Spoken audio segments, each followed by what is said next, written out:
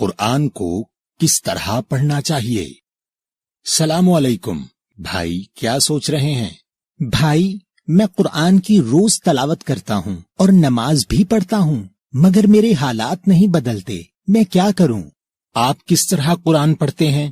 میں روز 3 صفحات عربی میں تلاوت کرتا ہوں۔ کیا آپ صرف عربی میں تلاوت کرتے ہیں؟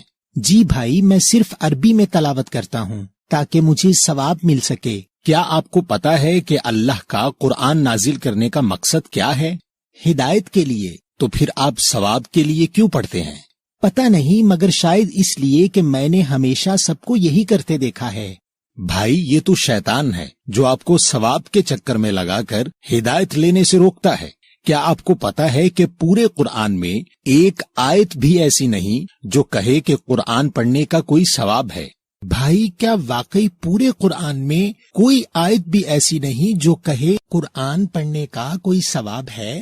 جی میرے بھائی۔ تو پھر ہمیں قرآن کو کس طرح پڑھنا چاہیے؟ یعنی قرآن کو پڑھنے کا صحیح طریقہ کیا ہے؟ قرآن کو پڑھنے کا صحیح طریقہ سمجھنے کے لیے آپ کو قرآن کو پڑھنے کا مقصد سامنے رکھنا ہوگا۔ دیکھیں اللہ سورہ نمبر 38 اور آیت نمبر 29 میں قرآن پڑھنے کا کیا مقصد بتا رہے ہیں۔ کتاب انزلناہ الیک مبارک لیدبروا آیاتہ ولیتذکر اولو الالباب۔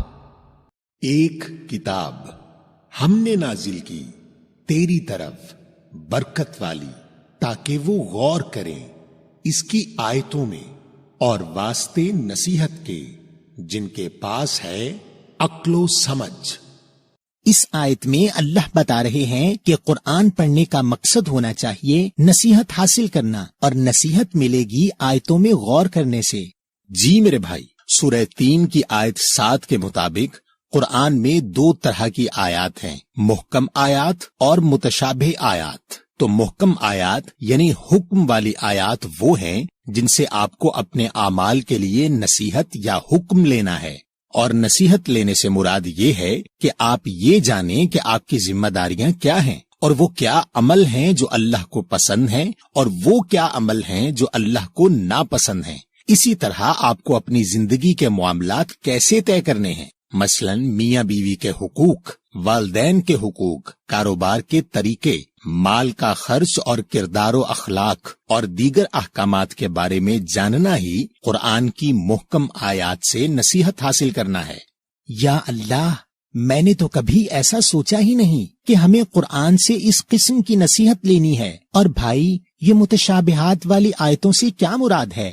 متشابہ کے معنی ملتی جلتی۔ اللہ نے ان آیات کو سورہ 39 کی آیت 23 میں احسن حدیث کہا ہے، اور حدیث کے معنی ہے واقعہ۔ تو اللہ نے متشابہات والی آیات اس لیے دی ہیں کہ ہم ان آیات میں دیے گئے واقعات کو اپنی ذات سے ملا کر دیکھیں اور اپنے لیے نصیحت تلاش کریں۔ دیکھیں اللہ سورہ نمبر 21 کی آیت نمبر 10 میں کیا کہہ رہے ہیں۔ لَقَدْ أَنزَلْنَا إِلَيْكُمْ كِتَابًا فِيهِ ذِكْرُكُمْ أَفَلَا تَعْقِلُونَ۔ بے شک نازل کی ہم نے تم سب کی طرف ایک کتاب، بیچ اس کے تم سب کا ذکر ہے، کیا نہیں تم عقل لیتے؟ اس آیت کے مطابق تو اللہ کی کتاب میں ہمارا ہی ذکر ہے۔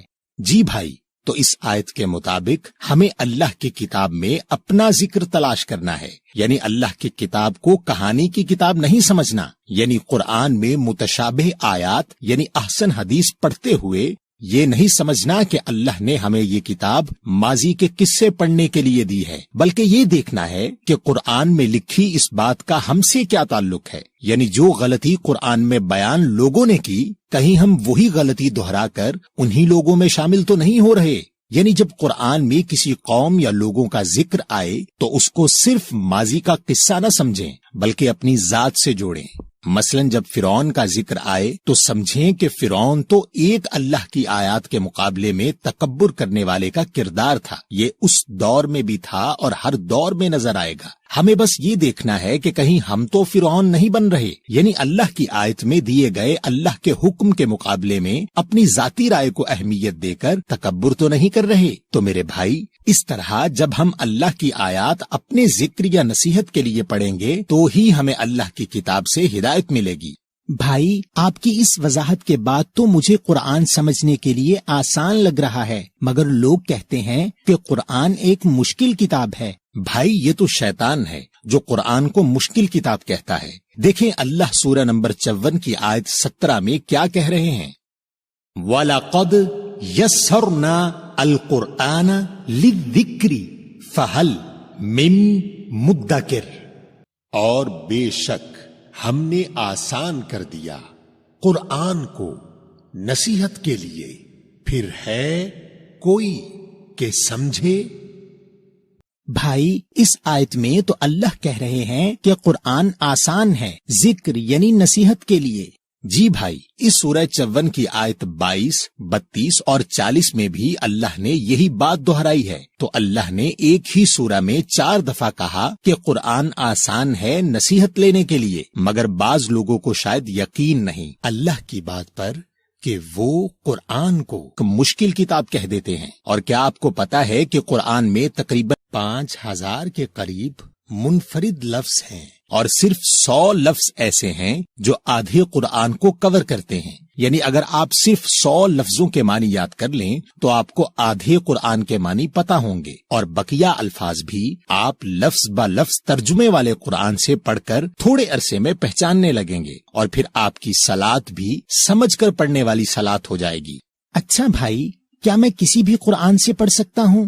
جی میرے بھائی، آپ کوئی بھی ایسا قرآن لے لیجئے جس میں لفظ با لفظ ترجمہ ہو تاکہ آپ لفظوں کو پہچان سکیں، مگر پڑھتے ہوئے آپ کو سورہ 75 کی آیت 16 سے 20 میں دی گئی ہدایت کا خیال رکھنا ہے۔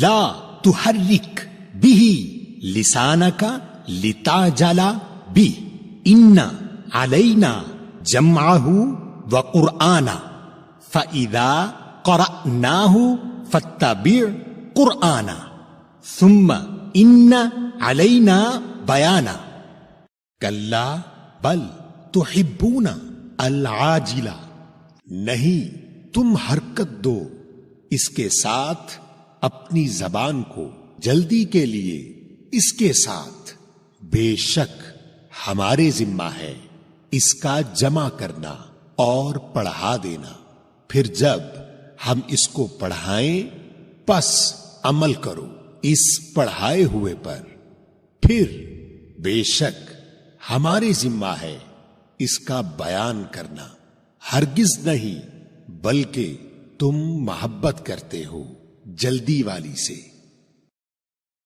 بھائی، ان آیات کے مطابق تو ہمیں قرآن کو آہستہ آہستہ پڑھنا ہے، اور اللہ ہمیں پڑھائیں گے، اور جب ہم اس پر عمل کریں گے تو اللہ ہی اس کو بیان یا واضح کریں گے۔ جی بھائی، آپ کی توجہ اس بات پر نہیں ہونی چاہیے کہ کتنا قرآن روز پڑھا، بلکہ آپ کی توجہ اس بات پر ہونی چاہیے کہ آج قرآن سے کس بات پر نصیحت لی، اور آج تک جتنی نصیحت لی اس نصیحت پر کتنا عمل کیا۔ اور بھائی، اللہ قرآن کو بیان کس طرح کرتے ہیں؟ بھائی، جب آپ قرآن سے نصیحت لے رہے ہوتے ہیں اور آپ کے سامنے ان احکامات سے جڑا کوئی معاملہ آ جاتا ہے تو اللہ قرآن سے آپ کو نہ صرف حق یعنی سچ بتاتے ہیں بلکہ ان آیات کی بہترین تفسیر بھی کر دیتے ہیں، اور آپ انسانوں کی لکھی ہوئی تفسیر پڑھ کر گمراہ ہونے سے بچ جاتے ہیں۔ دیکھیں اللہ سورہ نمبر 25 کی آیت نمبر 33 میں کیا کہہ رہے ہیں، وَلَا يَأْتُونَكَ بِمَثَلٍ إِلَّا جِئْنَاكَ بِالْحَقِّ وَأَحْسَنَ تَفْسِيرًا، اور نہیں یہ آتے تیرے پاس ساتھ کسی مثال کے، مگر ہم بھیج دیتے ہیں تیرے پاس ساتھ سچائی کے اور بہترین تفسیر۔ بھائی، اس آیت کے مطابق تو اللہ بہترین تفسیر کرتے ہیں، یعنی ہمیں کسی بھی تفسیر پڑھنے کی ضرورت نہیں۔ اچھا بھائی، میں قرآن سے اپنے کسی مسئلے پر مکمل رہنمائی کیسے لے سکتا ہوں؟ اللہ نے قرآن کو انسانی نفسیات کے مطابق رکھا ہے، اور اسی بنیاد پر آپ کے اسکول کا طریقہ ہے۔ یعنی جب آپ اسکول جاتے ہیں تو پہلے انگلش کا پیریڈ ہوتا ہے، پھر اردو کا ہوتا ہے، پھر سائنس کا ہوتا ہے، پھر حساب کا ہوتا ہے، یعنی ہر تھوڑی دیر کے بعد موضوع بدل جاتا ہے تاکہ آپ بور نہ ہوں۔ تو ایک دن میں آپ تھوڑی سائنس، تھوڑا حساب، تھوڑی اردو وغیرہ سیکھتے ہیں، مگر جب امتحان کی تیاری کرتے ہیں تو ساری پڑھی ہوئی اردو ایک جگہ کرتے ہیں، ساری سائنس ایک جگہ کرتے ہیں اور دیگر تمام موضوع الگ الگ کر کے پڑھتے ہیں۔ اسی طرح قرآن میں ہر لفظ ایک موضوع ہے۔ مثلا طلاق کا لفظ قرآن میں سورہ بقرہ نمبر 2 اور سورۃ الحجرات نمبر 33 اور سورۃ الطلاق نمبر 65 میں آیا ہے۔ تو جب آپ کو طلاق کے موضوع کو سمجھنا ہے تو آپ کو ان تمام آیات کو اکٹھا کرنا ہوتا ہے اور پڑھنا ہوتا ہے۔ اس سے آپ کو پورا موضوع سمجھ میں آ جاتا ہے اور پھر کوئی آپ کو گمراہ نہیں کر سکتا، کیونکہ اگر کوئی شخص کوئی بات اپنے پاس سے کرے تو آپ کہیں گے کہ میں نے اس موضوع پر تمام آیات قرآن سے پڑھی ہیں، اور اگر آپ سچے ہیں تو قرآن سے ثابت کرو۔ تو اس طرح آپ گمراہ ہونے سے بچ جاتے ہیں۔ لیکن بھائی، ہم اس طرح موضوع کے اوپر آیات کیسے ڈھونڈیں گے؟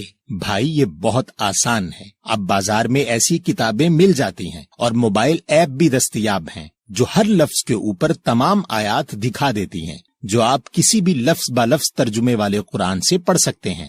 اور بھائی، قرآن پڑھنے کا بہترین وقت کیا ہے؟ آپ سورہ نمبر 73 کی آیت 1 سے 4 تک اور سورہ نمبر 17 آیت نمبر 78 دیکھیں۔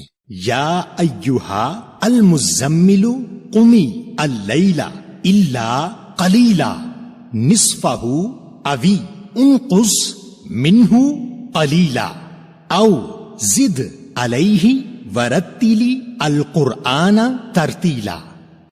اے لپیٹنے والے، قیام کر رات کو، مگر تھوڑا سا حصہ، اس کی آدھی 12 بجے، یا کم کر دو اس میں سے تھوڑا سا یا زیادہ، اس پر اور پڑھا کرو قرآن کو ٹھہر ٹھہر کر۔ اقیمی الصلاۃ لدلوک الشمس الی غسق اللیل وقرآن الفجر ان قرآن الفجر کان مشہودا۔ قائم کرو صلاۃ ڈھلنے سے سورج کے طرف اندھیرے رات کے، اور قرآن فجر کو، بے شک قرآن فجر کا ہے گواہی دیا گیا۔ بھائی، اللہ نے قرآن پڑھنے کے 2 بہترین وقت بتائے ہیں۔ ایک جب رات ہو جائے تو پڑھیں، چاہے رات 12 بجے تک پڑھیں، یا چاہیں تو تھوڑا کم یا تھوڑا زیادہ کر لیں، اور دوسرا فجر کا وقت۔ جی بھائی، ان دونوں اوقات میں آپ دنیاوی مصروفیات سے فارغ ہوتے ہیں اور اللہ کی کتاب کو توجہ سے پڑھ سکتے ہیں۔ اور یاد رکھیں کہ قرآن دنیا کی وہ واحد کتاب ہے جو آپ پر فرض ہے ہدایت کے لیے۔ دیکھیں اللہ آپ کو سورہ نمبر 28 اور آیت نمبر 85 میں کیا کہہ رہے ہیں۔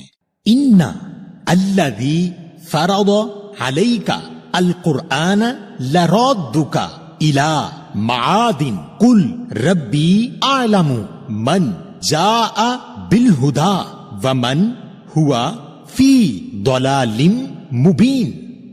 بے شک جس نے فرض کیا تم پر قرآن، وہ تمہیں پھیر لائے گا طرف منزل کے۔ کہہ دو میرا رب جانتا ہے کون آیا ساتھ ہدایت کے اور کون ہے جو بیچ گمراہی میں واضح۔